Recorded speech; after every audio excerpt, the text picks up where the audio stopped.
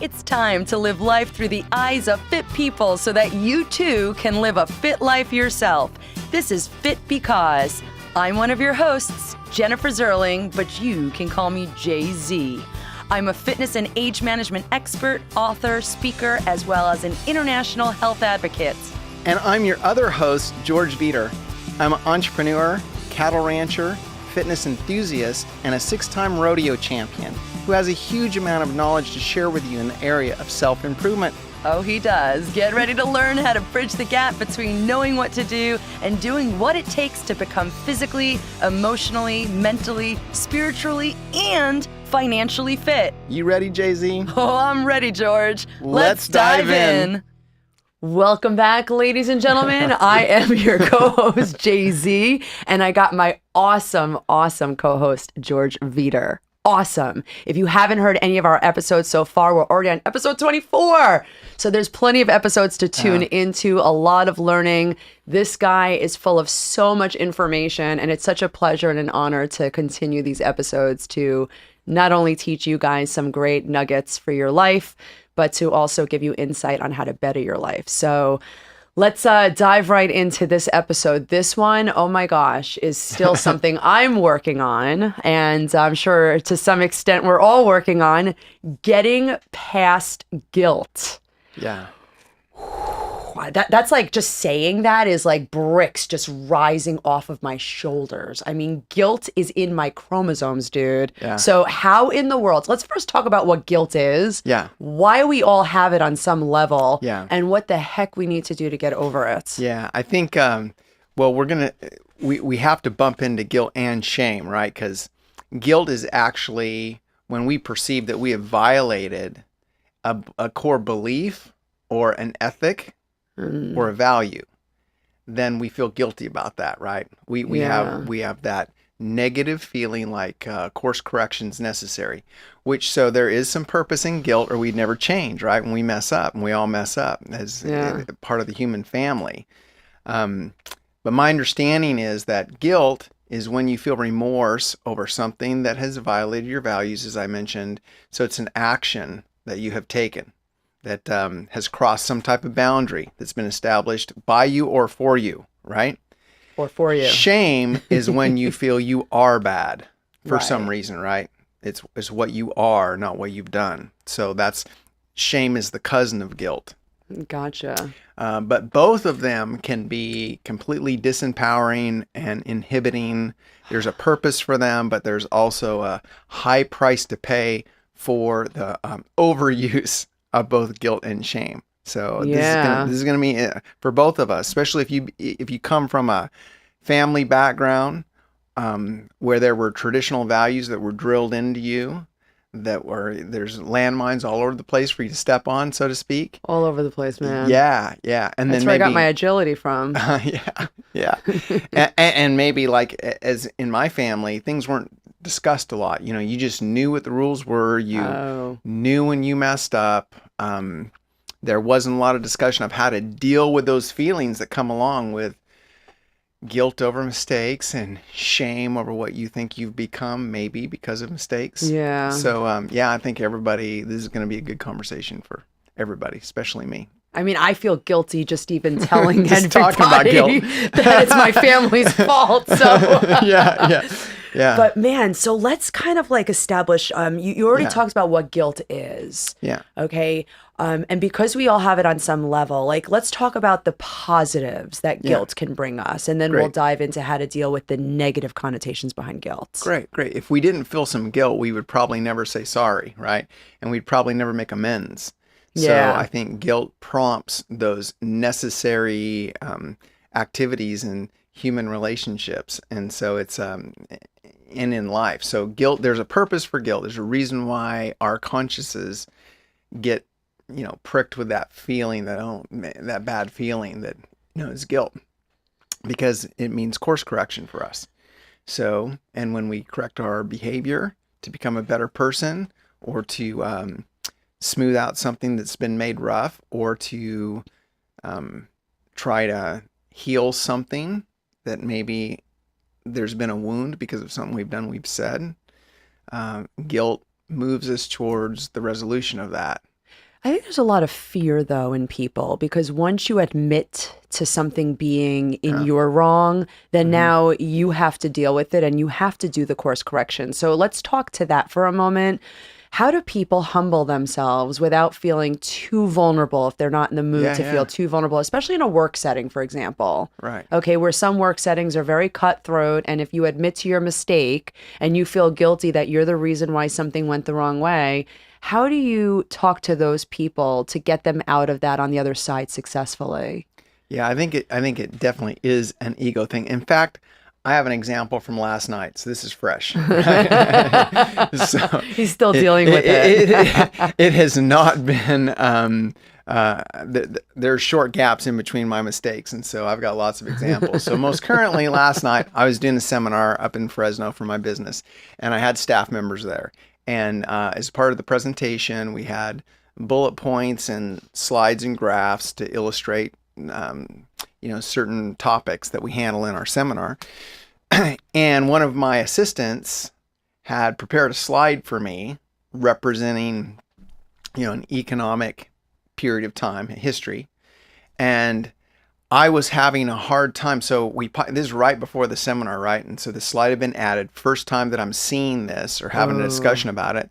And I felt like it was overcomplicated, right? So like it wasn't what I had in my mind that I wanted to show. Threw your game off a little bit. Yeah. And so I'm looking at this slide, literally, we're all in our suits.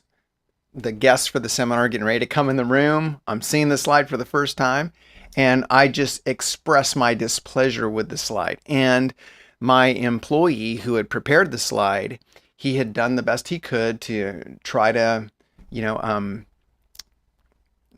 try to respond to what I expressed was my wishes for the slide, but it just wasn't what I had in my mind, right? There's lots of times a disconnect. So I could tell that when I was saying, no, that's not what I wanted. I don't think that's going to be helpful.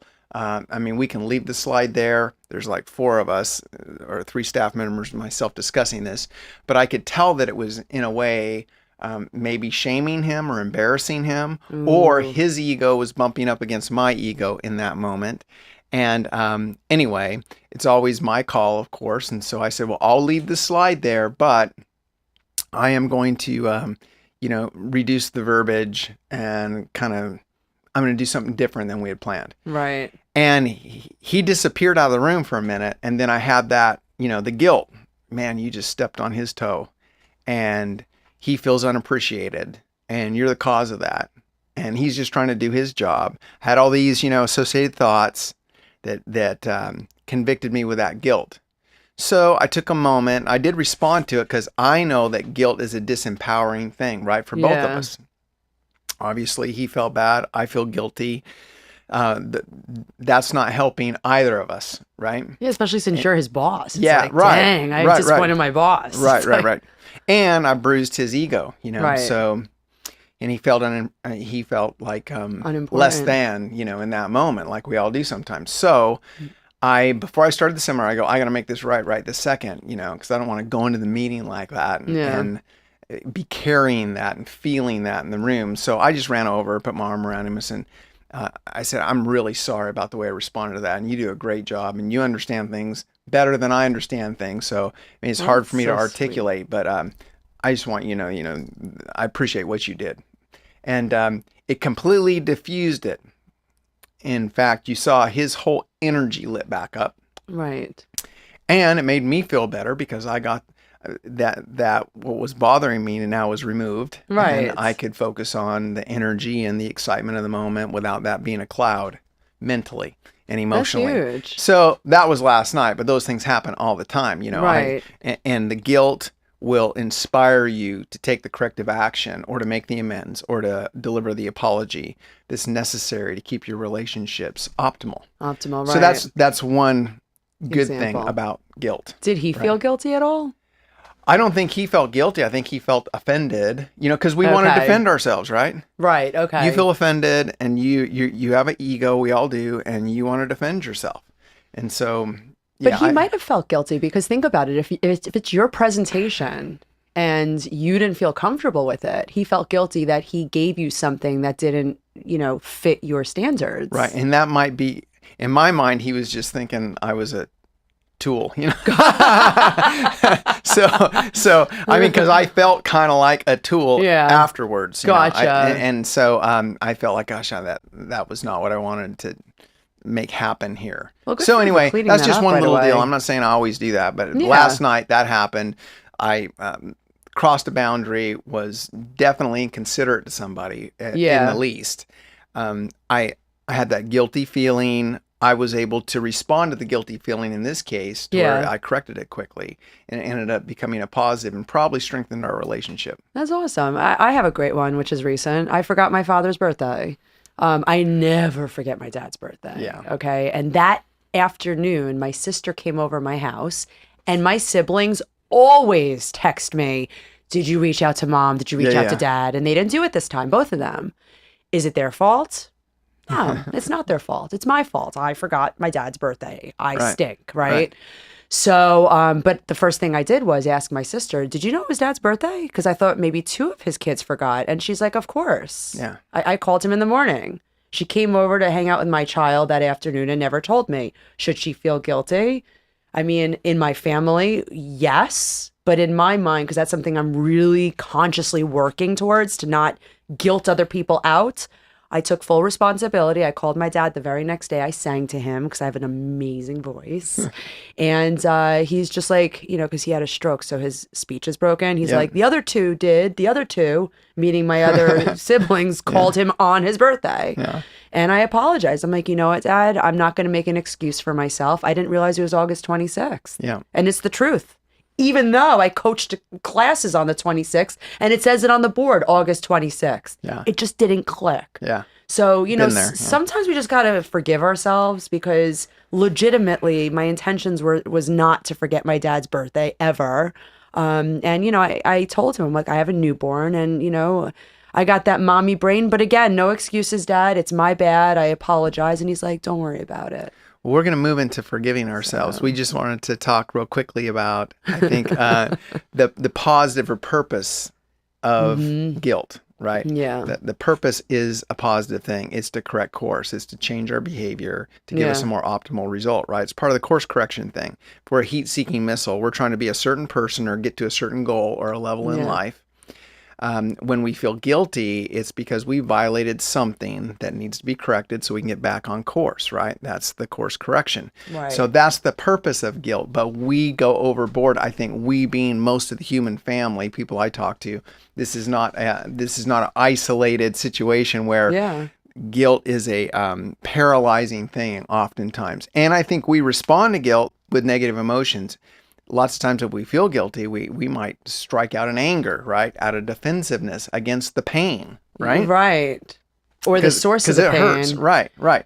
And we become, if we are reminding ourselves over and over and over of guilt, even if it's sometimes when the course has been corrected, we still remember the mistake, right? We might beat ourselves over the head some more, even after we've made our amends and done the course correction. How do we stop that? Okay, so there's a couple of things that come to mind as far as stopping that, because we can become our own worst enemy. That's right. And our biggest adversary internally. So I think there's no way to completely remove guilt, because it's drilled into us what our value system is. And some of that's been voluntary and some of it's involuntary, right? Yeah. I mean, if you're raised in a religious structure, for example, because I know, you know, myself and lots of my friends, this would apply to. You're raised to believe a certain thing with a certain set of values, and then your life experiences kind of changes the way you see things. So maybe your values expand or change, or you don't see things quite the way your parents taught you to see things, right? Mm-hmm. And we all have the right to evolve in those directions, right? As long as we are a contributing good person, we're not violating the rights of others. Mm-hmm. We get to decide exactly what our faith is going to look like and our acceptable boundaries around, you know, the way that we live. But if that's the case and we were raised in a certain way, we're probably going to be packing around feelings of guilt that we aren't exactly what our parents taught us to be, or our environment growing up encouraged us to be. And then there's also just guilt that we have because we have insecurities, right? All of us have insecurities in life. Nobody in their heart of hearts believes they're perfect, hopefully. Yeah. No one's Right? perfect. Right. So we remind ourselves of our insecurities, our inadequacies, things we feel guilty about. And there's really no way to just clear that completely. I don't think there's a tool that can do that for us. But we can counteract those feelings with reminding ourselves of the things that we do that are good. Okay. And the reasons why we are contributing and the things that we're doing right. We can remind ourselves. We can do the inventories. It's similar to the concept on our episode on gratitude, right? Where if we are feeling sorry for ourselves or feeling disempowered, if we will make a gratitude list, that will help automatically elevate our feeling, right? Because we can't feel self-pity and feel grateful at the same time. Okay? The same is true with guilt feelings versus feelings of pride for the things that we are doing right. Right? So we just remind ourselves of those things. So I was doing that as I was thinking about this topic on the way down. The things that I wish I did better or have guilt towards, instead of just canceling those feelings. I can't cancel those feelings. I feel the way I feel, and I have the programming I have, right? Yes. But I can make the inventory of the things I'm doing right. Who am I? That I can stand on and drown out those disempowering feelings of guilt. So I think, well, I am an honest person. People can depend on me, right? I do my job. I serve my clients. I'm ethical. My friends know if I say I'm going to do something, it's done. I'm that type of person. Yeah, you are. So I list those things, and that kind of, offsets the feelings of guilt that are disempowering. And then I feel like I can move forward again and with my head high and with momentum. But I think making that list is one of the tools anyway that helps me when I'm just struggling with something that keeps coming to my mind that I've done wrong, or that somebody feels I've done wrong, and I've already made my amends or I've done what I can do. Right. But I still feel bad. Yeah, no, I think that's really wonderful. And I love checklists. I mean, when I feel guilty, especially when it's another individual involved, the first thing I ask myself is, did I hurt somebody? And if the answer is yes, I ask myself, was it intentional? I mean, obviously, I have a heart of gold. I don't ever intentionally try to hurt anybody, but it happens once in a while. And, the next question I ask myself is, did I do everything I possibly can to take responsibility? Right. To change things. But what I'm practicing, which has actually improved a lot, is letting go. Once I have made the amends and done everything I possibly humanly can, at that point, I'm like, I have to let it go. And I say it out loud to myself. I say, I have to let this go. I mean, having guilt is not going to make me a better person. Yeah. It's not going to improve my relationships with the next relationship I encounter for that day. Yeah. It's going to keep my energy low, and everybody loves my high vibration. So it's a disservice if I continue on that low vibration. Yeah. It's a great viewpoint. Yeah. So I think it's a work in progress. And I think that we always need to work at it, like you said, every single day. I think too, instead of just feeling it, sometimes if we put it down on paper and we look at it, it changes it for us. So, like if you journal, and you journal what you're feeling, sometimes you say, oh my gosh, that thought is so irrational, because you're putting it on paper and you're looking at it logically, and it takes away some of the crazy emotion behind it. Right. Guilt's like that. Okay, I feel guilty because of why, and these are the reasons I feel guilty. Then you look at that and you say, well, I really shouldn't feel bad. I've done what I could do or whatever. By putting it on paper and logically picking apart the source and origin of the guilt. Yeah. Okay. And asking yourself that question, have I done what I could do to right the wrong? If it's an act, right? I like that, right the wrong. Yeah. And then you can move past it, right? And stop feeling guilty. And you can ask yourself, because as I mentioned, lots of times, maybe it's just an underlying feeling of guilt because you have left, due to your own volition, the values that were put upon you as you were raised in a certain system, right? Yeah. And you've changed the way that you choose to live your life, not in a way that's harmful to others, right? But you've just changed the way that you choose to live your life, right? Yeah. So if that's the case, and you look at that rationally and logically, lots of times that will counteract the guilt that you're feeling, that you don't know why you're feeling it, or you haven't really handled why you're feeling it. Yeah. Put it on paper. Logically pick it apart. Ask yourself what your values are now. Mm-hmm. And if they've changed from values that were placed upon you or boundaries that were given you, then, that's your prerogative. As long as you are not, violating the rights of others and harming people in any way, right. You have the right to live your own life and to walk your own path and be your own person, right? Yeah, amen to that. So sometimes we're apologizing for ourselves when we really shouldn't be. Yeah. But that's just stuff back there, right? Absolutely. We need to be unapologetic, especially for personal growth. So let me ask you this. Let's just say we're on this path of self-development. We're listening to podcasts like Fit Because and other podcasts out there. Yeah. And we are improving, but when we bring back into our circle family members, for example, who are not doing the work, and we feel guilty that we're improved and they're still living in that negative vortex of thinking and doing things, how do we deal with those moments? I guess I was just thinking about it this morning, that very thing. We have to, once again, decide how we have chosen to live, right? Separate from what, I guess, expectations have been placed on us, right? That we didn't choose. So we have to think about that. And then because we can't change other people's behavior, and it's not our responsibility to change other people's behavior. They get the right to be them just like we get the right to be us, right? And so we just choose to love them. Not to change them, not to be mad that they are the way they are, or that they said the thing they said, or whatever.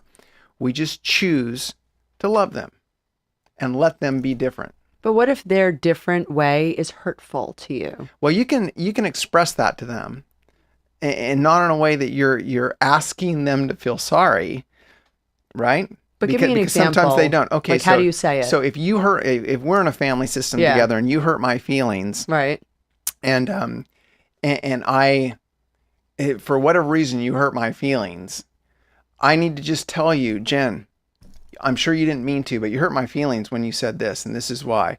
I'm not asking you to change the way that you're thinking.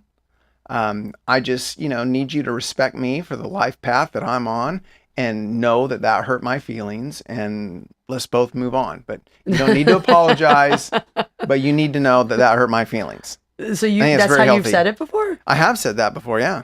I mean, and I've had people tell me that. Yeah. Like, what do you say to that? When I was kind of unaware, hey, just so you know, you hurt my feelings. Then I'd say, gosh, I'm sorry I hurt your feelings. And then you just move on. You do, yeah. Because sometimes that's all that's needed, right? Okay. Sometimes there's just the compassion of the moment that's needed. That's what people are craving from you, or you're craving from other people. You just want understanding. You want to be validated, and you want to be understood, right? So you basically validated yourself by voicing the hurt, but now it's up to you to move on from that hurt. Right. You can't wait for someone to change to suit your expectation of them, right? Yeah, I love that. Or you'd spend your whole life waiting for that. I remember I was working through, some issues that I had with my dad once, and the professional that I was working with said, you got to stop waiting for your dad to be different, because he's not. Right. You stop waiting for that. Stop waiting for that. He's him and you're you, and you're expecting him to be different than he is. To quit expecting that. Yeah. That really helped me to frame that better. Yeah, that really releases you from that too. It does. Because when you wait for that, you feel very empty. Yes, you do. And frustrated and hurt. And you can just let that go. Wow, George. You're amazing. Well, I'm not, but I deal with these things. This is something that really resonates with me. And shame, you have guilt. And if you don't go through a process of understanding, managing your guilt, getting past your guilt, when you've made your amends, right? Yeah. When you fulfilled the purpose of guilt to correct your course, and you've made the apology, you've made your amends the way that you can, and it's still bothering you, you've got to frame it, get your mind around it, and then flood your psychology with remembering the good things about your character that you're proud of. So you heap those emotions and those thoughts and those affirmations about who you are, and make them bigger than that, little feeling of guilt, because I don't think there's a way we can completely just scoop and remove those things. It's just a part of being human, that we have these feelings. Yeah. So what does an individual do if they feel guilty about something because someone makes them feel like ridiculously guilty, but refuses to have anything to do with that individual, even though that good-hearted person who made a mistake wrote an apology letter, tried to get on a phone call, let's say, and did everything they possibly humanly can to get back into their world, but they are just not ever for the rest of your life letting you back in? What could that individual do when it is involved with family, let's say? Yeah. Well, I'm sure most of us have something like that, or a version of that has been our life experience. Again, we need to let that person know how we feel, but that we love them. And but what if they don't want to talk to you? Well, all you can do is communicate that. If they can't talk to you, you put that in a letter, right? And then you have to release yourself from that, right? And release them from that, because they aren't you. And they are obviously feeling about it differently than you and looking at it differently. Do you keep writing them love notes like forever? No, you just let it go and you move on. But what if they're like involved with, let's just say, someone in your family that you are still in touch with? You just love them. That's all. You just keep reminding yourself that you love that person, and you keep that in your heart. Okay. So no anger, no hate. I love this person. Remember that you love them. That's it. Right. Yeah. And move forward. And then focus on other things, right? Because whatever we focus on gets bigger. That's right. And if we focus on a resentment or a negative feeling, then that becomes more powerful in our life. We don't want that. It's disempowering. So we need to heap on the other things, the other feelings, memories, acknowledgments of who we are, and who that person is, the good parts of that person. Because remember, the old saying, there's enough good things about anybody to love them, and there's enough bad things about anybody to hate them, right? It's just what we choose to focus. Right. And that's the only thing we have control over is our focus, right? We choose what we give our attention to. We choose that. And sometimes life just puts it in front of us, but we have that moment between stimulus and response. Yeah. That's our freedom. We choose. We get to choose and give things meaning. And so hopefully these are some of the tools. And we're about time to wrap this up. But if we will, as far as learn to forgive ourselves by reminding ourselves, if we've done all we can do, if we have fulfilled the purpose of guilt in this case by delivering the apology, or at least extending understanding to that person and how that we felt, or making amends where amends needs to happen, and we know, we morally know, and we have that work to do. But once we've done that, the next tool is to minimize that feeling of guilt that we're getting past, and to add lots of different reasons why we are a good person that will empower us, right? We all have good qualities. We all do. Let's remind ourselves of morally what we're giving to the world that's positive. And as long as we're giving the world more good things than bad things, we should be happy and progressive and moving forward and continue to be more of that part of our persons. Right? And guilt-free. Yeah, and guilt-free. Yeah. So let's use the purpose of guilt and then get past guilt so guilt doesn't disempower us. So hopefully, and it's helpful to me because I have to remind myself of this. I'm my own worst adversary in reminding myself of all the things that I've done wrong, and of all the things that I tend to interpret as shameful in my past, right? Because sometimes I interpret things I've done wrong that I feel guilty about, even if I've corrected the mistake and I'm way past that in my actions, still feel bad for that. And then if I'm not careful, that will go from that cousin to the other cousin of shame, and start getting me feeling like, well, I'm that person. I'm that less than person because of these things I've done. Yeah. And then that creates a cycle of, behavior we don't want, that doesn't do the world any good. It certainly doesn't do us any good. So let's move past that. Right, and create those lists. Yeah, let's do that. Very great advice, as always, George. Hey, you're awesome, Jen. No, you're even more awesome, man. So for next episode, tune in, guys. Episode number 25. We are going to have Torrin Hill. He's an expert and talk about stress, panic, and fear and how to overcome that. This is going to be epic. There's scientific evidence on how you could actually overcome all of that and, go into those situations and be successful. So definitely tune in. Like us on Instagram, Facebook, all of our social plugs, and let us know if you have any show suggestions by going to fitbecause.com. Thank you so much for tuning in. And thank you again, George. Awesome. Thanks, you guys. This has been Fit Because, hosted by Jennifer Zerling and George Veater. Be sure to follow us on social media at Fit Because Show on Instagram, Twitter, and Facebook. And for past episodes, be sure to visit our website at fitbecause.com. Also, please subscribe to our show on iTunes and be sure to rate and comment. You may always request topics for our subsequent episodes. And if you love this episode, please share it with someone you love so that we can continue spreading our mission to help people be fit. Until next time, take care of yourself and know that your future is Fit Because.